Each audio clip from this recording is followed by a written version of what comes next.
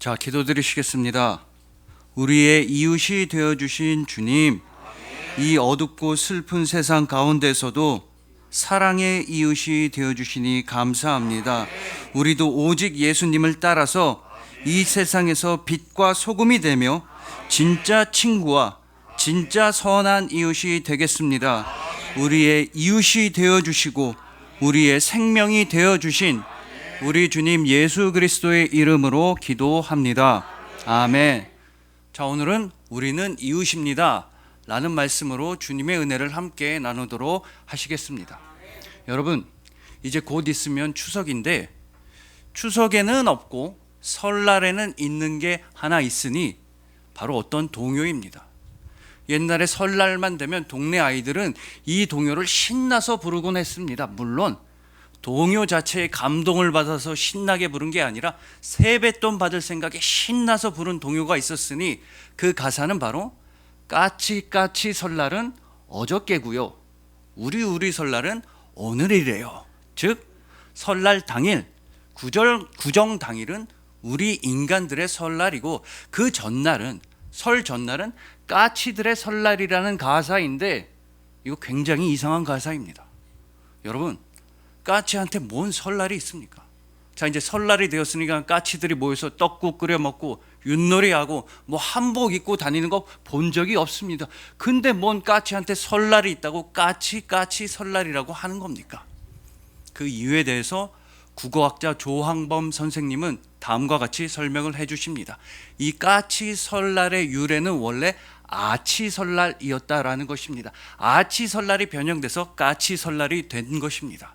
그리고 우리나라 중세 국어에서 아치라고 하는 단어는 작다, 크지 않다라는 뜻이라고 합니다. 즉 설 당일보다는 전날이 작은 설날, 크지 않는 설날이라고 해서 아치 설날이라고 부르다가 까치 설날로 변형이 되었다는 것입니다.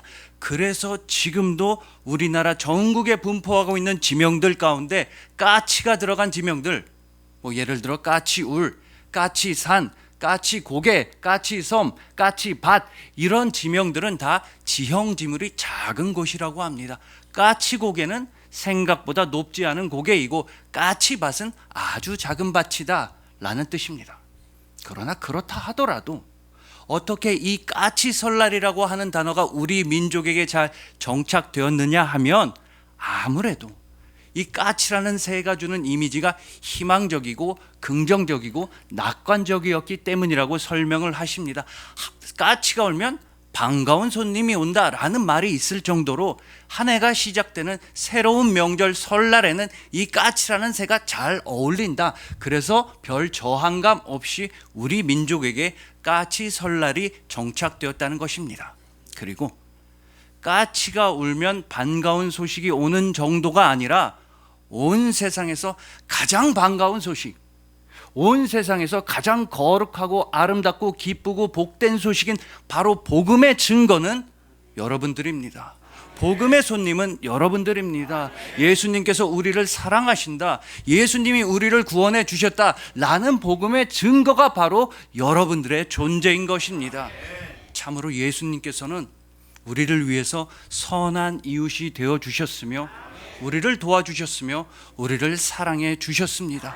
그 예수님께서는 오늘 본문에서 우리 역시도 예수님처럼 이웃들을 도와주고 이웃들을 사랑해야 한다고 말씀해 주십니다. 오직 예수님을 따라서 이웃 사랑을 실천하는 것만이 천국의 이웃이 되는 길이라고 너무나 아름답게 알려주시는 것입니다. 그래서 오늘은 오늘 본문 말씀을 통해서 선하고 참되고 아름다운 이웃이 됨으로써 복음의 선하고 참되고 아름다운 증거가 되는 우리 모두가 되기를 소망해 봅니다. 예수님께서 친히 선한 이웃이 되어주시고 진정한 친구가 되어주시고 영원한 구원자가 되어주신 여러분들을 주님의 이름으로 축복합니다.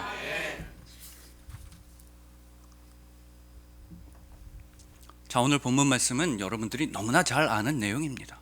본문 31절을 보면 제사장도 강도당한 그 사람을 보고서도 그냥 지나쳐 갔습니다.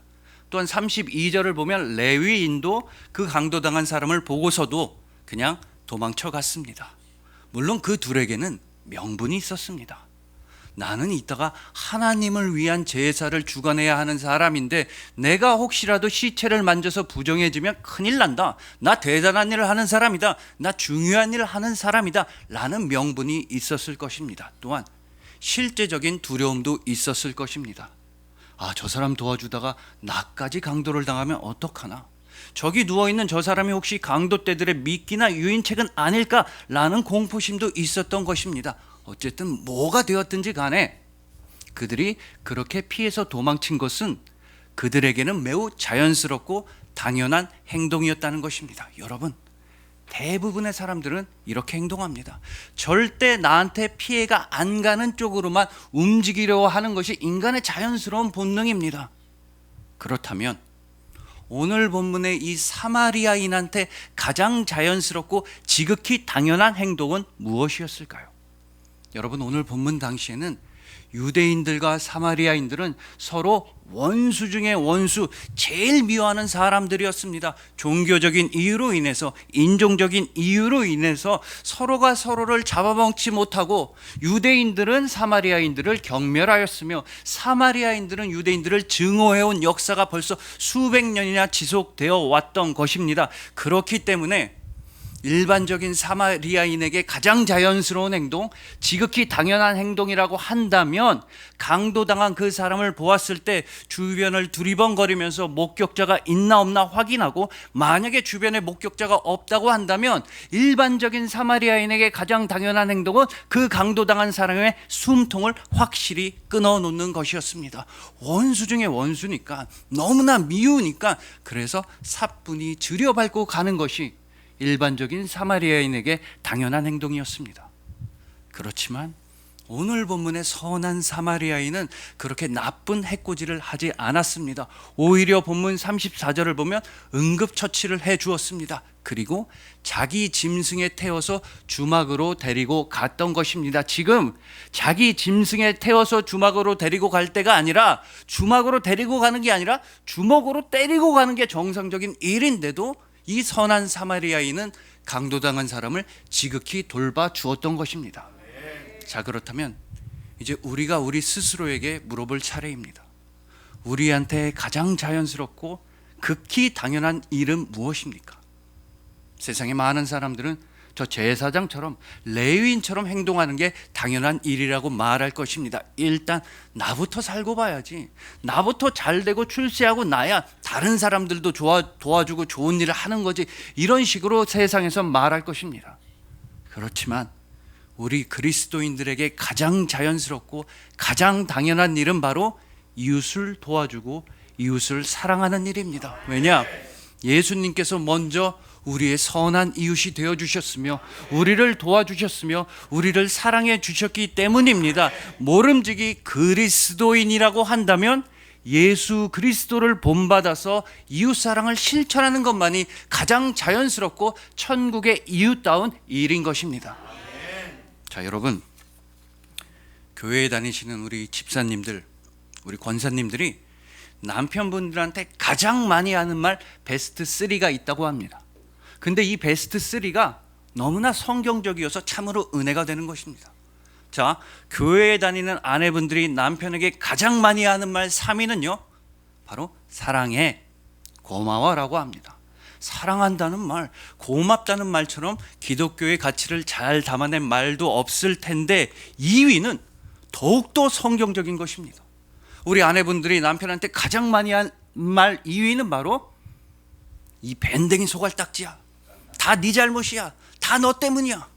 이게 왜 성경적이냐 하면요, 하나님 앞에서 아담과 하와가 부부싸움을 할 때 이런 말을 했기 때문입니다. 다 네 탓이야, 제 탓이야, 서로 남 탓만 했습니다. 2위가 이렇게 성경적인데 여러분, 1위는요 하나님의 말씀 그 자체입니다. 우리 교회 다니는 아내분들이 남편에게 가장 많이 하는 말 1위는 바로 인간아, 이 인간아.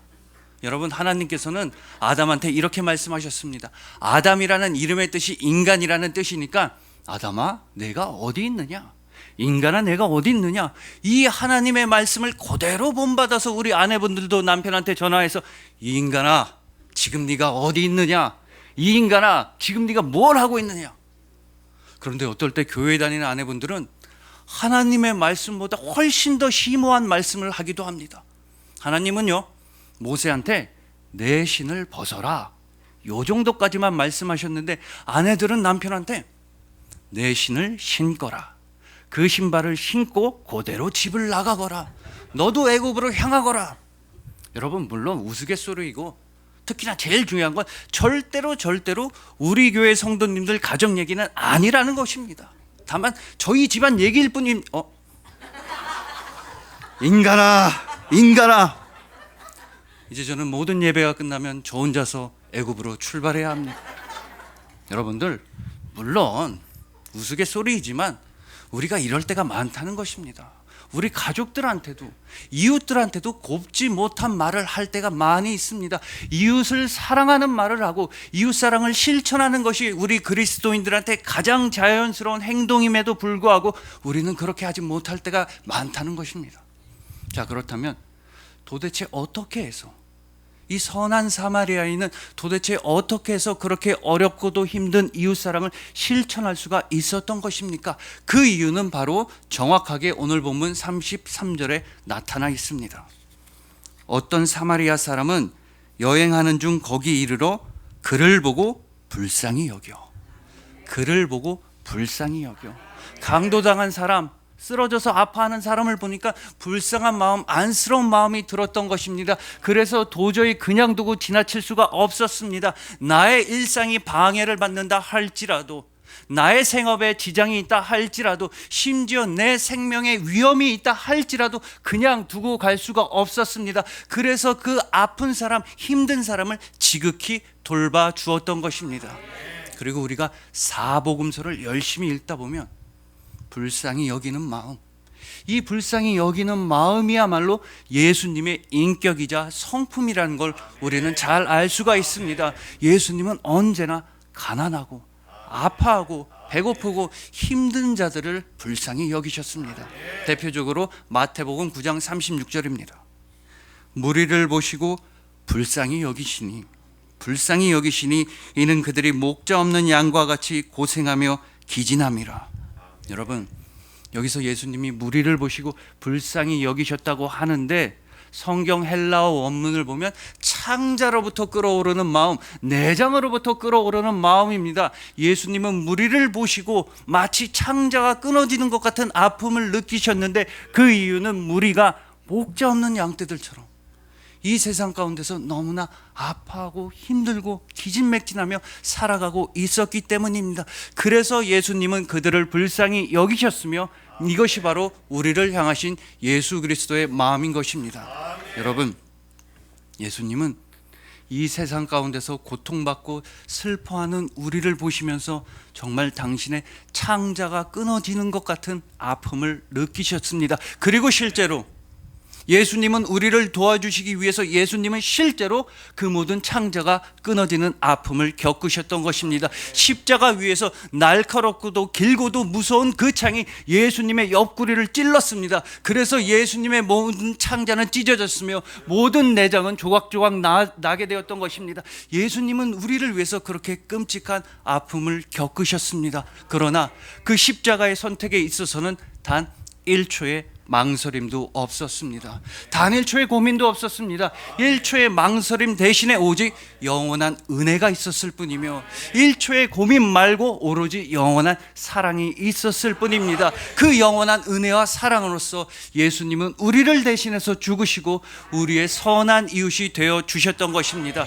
그렇기에 오직 예수 그리스도 한 분만이 우리의 영원한 선한 사마리아인이십니다. 오늘 본문 당시에 사마리아 사람들이 유대인들에게 모욕과 조롱과 핍박을 당했듯이 예수님께서도 모든 사람들로부터 모욕과 조롱과 고초와 비난을 당하셨습니다. 그걸 다 감수하시면서까지 우리를 도와주시고 살려주신 예수님이야말로 우리의 진정한 선한 사마리아인이십니다. 그리고 이제는 우리의 순서입니다. 이제 우리가 선한 이웃이 되고 선한 사마리아인이 될 차례인 것입니다. 그러니 부디 예수님의 사랑으로서 이웃들을 사랑하시고 또 원수까지도 사랑하시길 소망합니다. 우리가 받은 그 무한한 사랑을 열심히 이웃들에게 베풀어 주시길 소망하는 것입니다. 오직 예수님처럼만 말씀하시고, 오직 예수님처럼만 행동하시고, 오직 예수님처럼 사랑하시는 여러분들을 주님의 이름으로 축복합니다.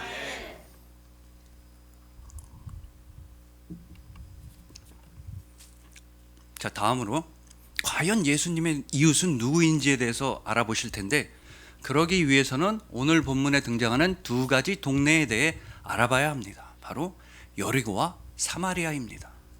자, 누가복음 19장을 보면 예수님도 여리고성에 들어가신 적이 있습니다. 그곳에서 예수님은 세리장 삭개오를 만나 주셨습니다. 또 요한복음 4장을 보면 예수님은 사마리아에도 가셨으며 거기서 그 우물가의 사마리아 여인을 만나 주셨던 것입니다.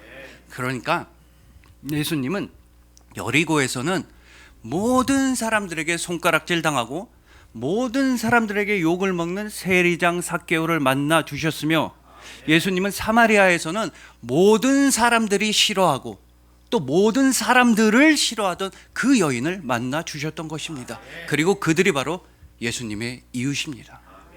이처럼 예수님의 이웃은 이 세상에서는 제대로 된 이웃이라고 인정받지 못하던 사람들이었습니다. 이 세상에서 배척당하고 버림당하고 밀려나고 소외된 그들이 바로 예수님의 이웃이었습니다. 이걸 요새 말로 해보자면 오직 예수님의 품 안에서는 이 세상의 인싸와 아싸가 완전히 뒤바뀌게 된다는 것입니다.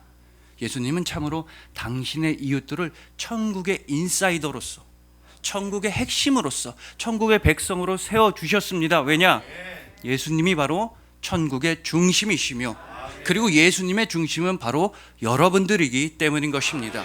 자, 여러분, 단 한 번만이라도 살면서 단 한 번만이라도 몸이 아파 보신 분들은 이 말씀을 이해하실 겁니다. 예를 들어서 도마에서 칼질을 하다 손가락을 베었다, 그래서 손가락이 다쳤다. 그러면 그 순간에는 우리 몸의 모든 신경과 세포와 마음은 그 다친 손가락에만 쏟아지게 되어 있습니다. 다친 손가락 말고 다른 생각은 아무것도 나질 않습니다.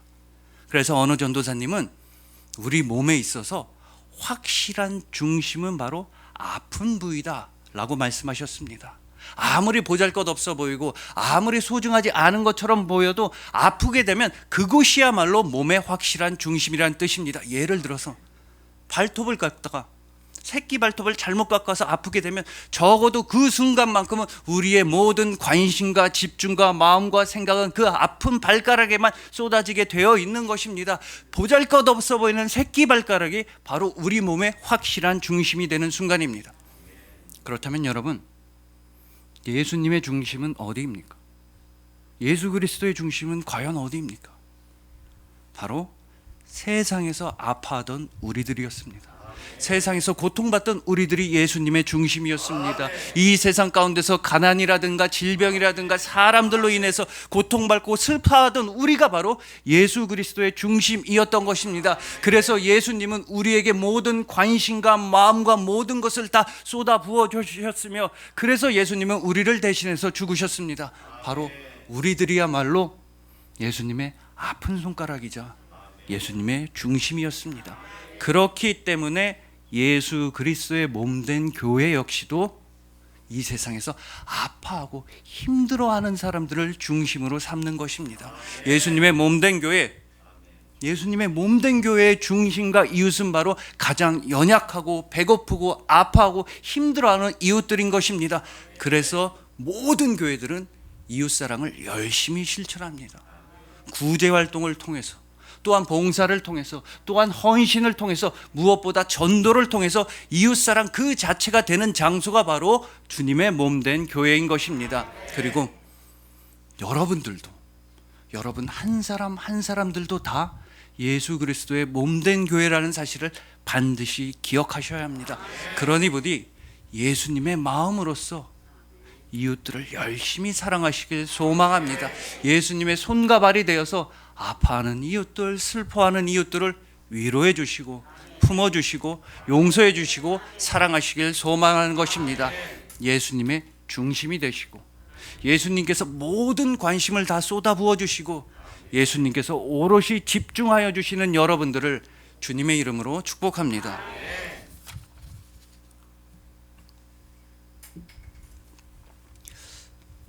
자, 이제 마지막으로 오늘 본문에서 강도당한 사람, 그 사람의 입장에 대해서 한번 생각해 보시겠습니다. 얼마나 억울하겠습니까? 오늘 본문 말씀을 보면 이 강도당한 사람이 뭘 크게 잘못했다거나 아니면 나쁜 짓, 죄악을 저질러서 그 대가로 강도를 당했다, 이런 말씀이 전혀 없습니다. 그냥 길을 가고 있었을 뿐입니다. 자기 길을 가고 있는데 느닷없이 갑자기 강도 떼를 만난 것입니다. 그리고 이것이야말로 우리들의 인생입니다. 우리도 그저 열심히만 살아가고 있었습니다. 최선을 다해서 가족들을 위해 살아가고 있었을 뿐입니다. 그러나 문제와 고난이 느닷없이 우리를 덮쳐옵니다. 절대 내 잘못이 아닌데, 나는 진짜 억울한데, 내 책임이 아닌데 가난이라든지 아픔이라든지 사람들이 나를 갑자기 괴롭히기 시작합니다. 자, 이런 맥락에서 정신과 전문의 정혜신 선생님은 이런 말씀을 하신 적이 있습니다. 이분은 정말 많은 치료, 상담, 사연을 받는데 의외로 굉장히 많은 분들이 이런 하소연을 한다는 것입니다. 선생님, 저는요, 정말로 저는 우리 부모처럼 살지 않으려고 발버둥을 쳤어요. 저는 정말로 우리 아빠 닮지 않으려고, 우리 엄마처럼 되지 않으려고 이를 악물고 살아왔는데, 근데 지금 너무나 마음이 아픕니다. 너무나 힘듭니다. 이런 하소연이 굉장히 많다는 것입니다. 예를 들어서 한 여성분이 이런 사연을 보내셨습니다. 이 여성분이 4살 때 부모님이 이혼을 하시게 돼서 친척집을 전전하면서 힘들게 살아오신 겁니다.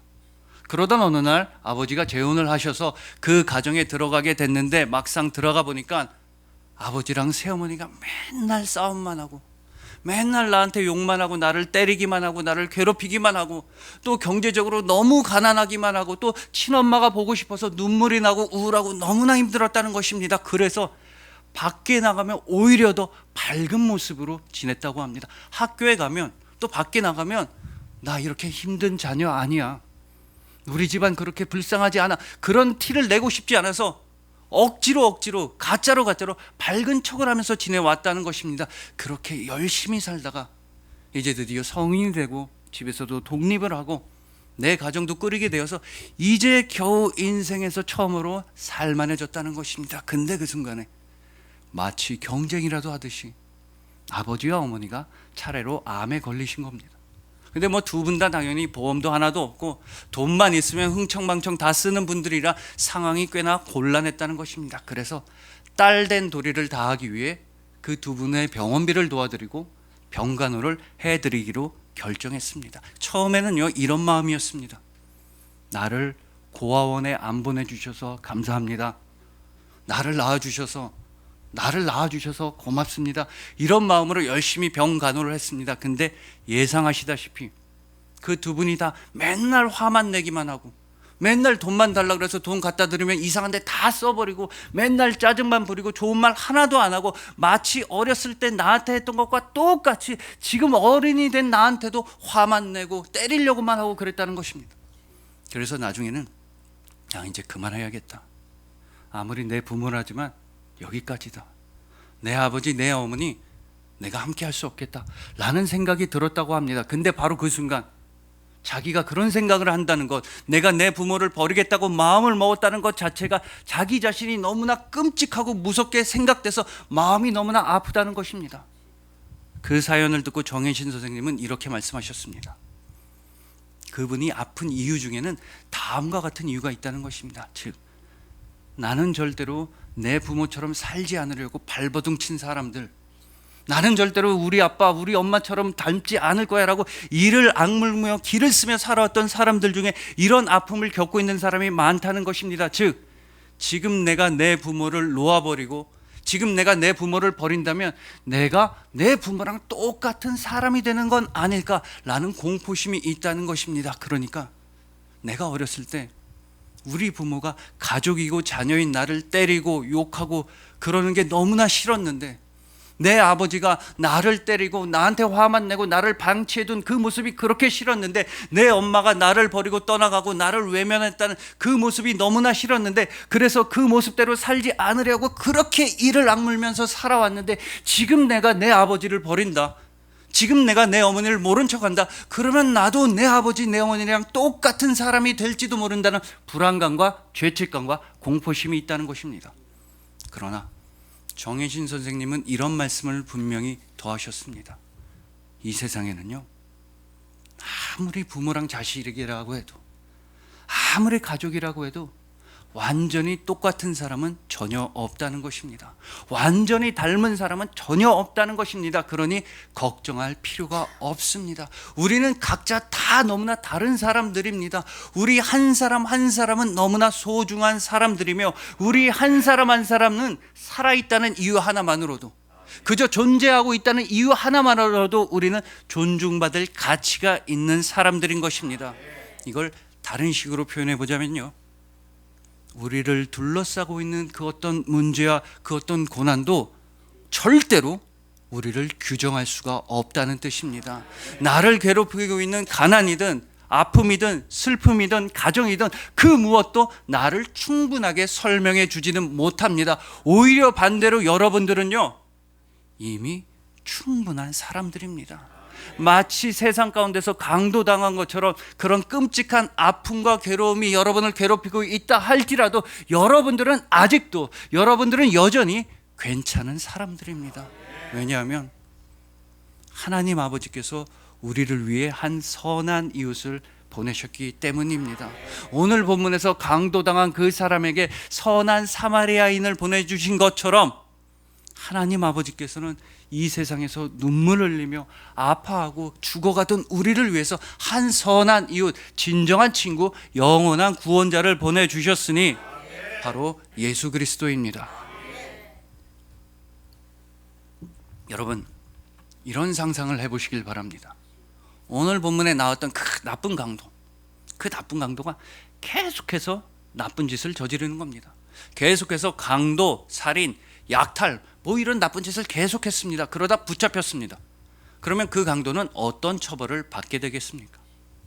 바로 십자가 사형입니다. 당시의 최악의 범죄자들, 절대로 살려두어서는 안 된다고 판단이 된 최악의 범죄자들은 십자가에서 가장 고통스러운 사형을 당해야만 했던 것입니다. 그리고 실제로 우리가 누가복음 23장을 보면 실제로요, 예수님께서 십자가에 매달리셨을 때 예수님의 양편에는 두 행악자, 두 강도가 매달려 있었습니다. 그런데 그 두 강도 중에 한 명이, 그 최악의 죄인 한 명이 느닷없이 이런 고백을 합니다. 우리들은 죽어 마땅한 사람입니다. 우리는 나쁜 짓을 너무나 많이 저질러서 이렇게 끔찍하게 죽어 마땅한 사람들입니다. 근데 예수님 당신을 보니까 당신은 잘못한 일이 하나도 없습니다. 예수님께서 하신 일은 모두 다 옳은 일, 아름다운 일, 선한 일이었습니다. 그러면서 예수님한테 이런 간청을 합니다. 예수님, 당신의 나라에 임하실 때 나를 기억해 주세요. 예수님, 제발 나를 기억해 주세요. 이렇게 간청하자 예수님께서는 누가복음 23장 43절에서 이런 응답을 하여 주셨습니다. 예수께서 이르시되 내가 진실로 내게 이르노니 오늘 내가 나와 함께 낙원에 있으리라. 여러분 보십시오. 예수님께서는 그 최악의 범죄자, 최악의 죄인마저도 구원해 주셨습니다. 모든 사람들이 죽여야만 한다고 손가락질하고 욕하던 그 최악의 죄인에게도 낙원을 선물해 주셨던 것입니다. 그러면 여러분, 예수님은 도대체 어떻게 해서 그 죄인에게 구원을 베풀어 주셨으며 낙원을 선물해 주신 것입니까? 바로 죽으셨던 것입니다. 최악의 죄인과 함께 죽으셨습니다. 예수님은 십자가 위에서 죄악과 함께 죽으심으로써 모든 죄인들에게 구원을 베풀어 주시고 낙원을 선물해 주신 것입니다. 그렇기에 우리는 오직 십자가를 통해서만 진정한 이웃사랑을 체험하게 되는 것입니다. 예수님께서는 아파해야만 했던 우리를 대신해서 아파하신 후에 말씀하십니다. 이제 너희들은 아파하지 않아도 된다. 예수님은 죽어야만 했던 죄인이었던 우리를 대신해서 죽으신 후에 말씀하십니다. 이제 너희는 용서받았다. 이제 너희는 살 수가 있다. 이처럼 예수님은 우리를 죄인이 아니라 의인이라 불러주시고, 죄인이 아니라 친구라 불러주시고, 죄인이 아니라 이웃이라 불러주십니다. 예수님께서는 우리에게 낙원을 선물해 주셨으며, 우리를 용서해 주셨으며, 우리의 모습 있는 그대로, 우리 모습 있는 그대로 예수님은 우리를 긍정해 주셨던 것입니다. 오직 예수 그리스도의 사랑으로 말미암아 우리는 아직도 충분한 사람이 되었습니다. 오직 예수 그리스도의 사랑으로 말미암아 우리는 여전히 괜찮은 사람이 되었으며, 오직 예수님의 사랑으로 말미암아 우리는 하나님 아버지의 자녀가 된 것입니다. 우리의 선하신 이웃은 오직 한 분, 오직 예수 그리스도 한 분뿐인 것입니다.